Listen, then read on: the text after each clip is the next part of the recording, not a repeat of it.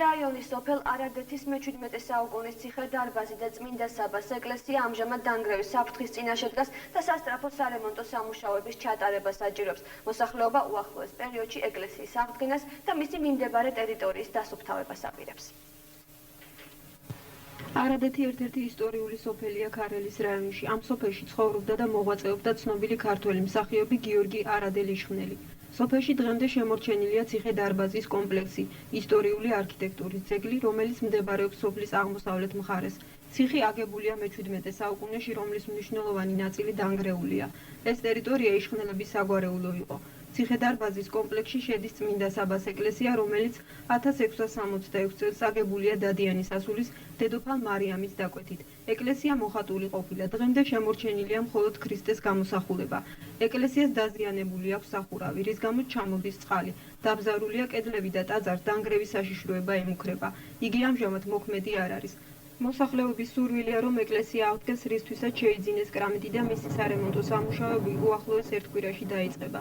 ამასთან ერთად პრობლემას წარმოადგენს ის, რომ ეკლესია და ციხე-დარბაზის ტერიტორია დაბინძურებულია და იგი ნაგავსაყრელადაა აქცეული, რის გამოც მოსახლეობა გულის ტკივილს გამოთქვამს.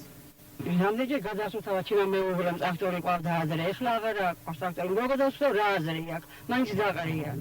არ მისი მოსახლეობა ჩვენ უფლება რომ დაუშალოთ, მაგრამ გოგნებოთ თქვენი სახლის სიხარიოთ, იგითავ, გასაგებია. ვთხოვდით იმას, რომ ეს ეკლესიის გარემო გასუფთავდეს, რა თქმა უნდა და სისუფთავე იყოს, ეს ერთადერთი გამოსასვლელი გვაქვს ჩვენთვის.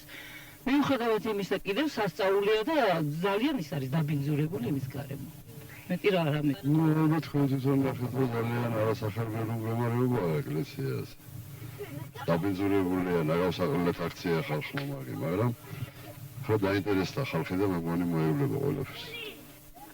რეთის თემის გამგებლის ვებხვია ტიტვინძის განცხადებით, მოსახლეობა საკრებულოს დახმარებით მალე ეკლესიას ჩაუტარებს სარემონტო სამუშაოებს. ციხე-დარბაზის რესტავრაცია კი საკმაოდ თანხებთანაა დაკავშირებული. რაც შეეხება ანტისანიტარიას, მისი აზრით, თვით მოსახლეობა უნდა ზრუნავდეს ამაზე. ვიცით, იქ ნაგავიყრია, გარკვეულწილად იქ ცოტა სხვა სამუშაოები და სერიოზული სამუშაოებია ჩასატარებელი და მოსახლეობა ჩვენ გაფრთხილებული ყავდა თავიდანვე, რომ დაანაგვირებდნენ რაღაც გარკვეულ ეტაპზე, მაგრამ მიუხედავად ამისა, თვითონ მოსახლეობა, არ ვიცი, თვითონ მოსახლეობისგანაც უნდა იყოს რეაგირება, რომ მოსახლეობა თვითონ უნდა მივიდეს იმ დასკვნამდე, რომ არ უნდა დაიყაროს ამ ტერიტორიაზე ნაგავი.